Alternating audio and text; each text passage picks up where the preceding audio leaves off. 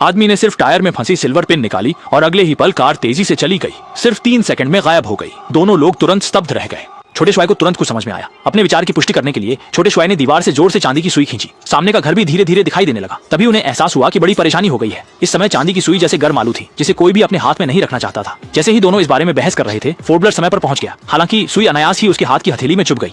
फोबोले ने सोचे बिना ही उसे खींच लिया। नतीजा यह हुआ कि उसका हाथ सूखने लगा और कुछ कदम चलते ही वह खाली खाल बन गया। यह देखकर छोटा शुआई जल्दी से अपराध के हथियार को समेटने चला गया, लेकिन जैसे ही उसने सिल्वर पिन हाथ में ली, एक बड्ढी बस उसकी ओर आ गई। संकट की घड़ी में उसने सिल्वर पिन को सामने की ओर संकेत किया। अधिक लोगों को नुकसान से बचाने के लिए दोनों ने तय किया कि वे गुब्बारे से सिल्वर पिन उड़ाएंगे। तभी जब दोनों ने सोचा कि सब समस्याएं हल हो गई हैं, गुब्बारा अचानक फट गया और सिल्वर पिन सीधे जमीन की ओर चला गया। छोटे शुआई ने तुरंत सिल्वर नीडल उठाकर भागने का प्रयास किया, लेकिन अचानक पूरी शहर धंसने लगी, यहाँ तक कि पूरी पृथ्वी सिकुड़ने लगी। आपको नहीं पता कि आपके पास ऐसी सिल्वर नीडल हो तो आप सबसे पहले क्या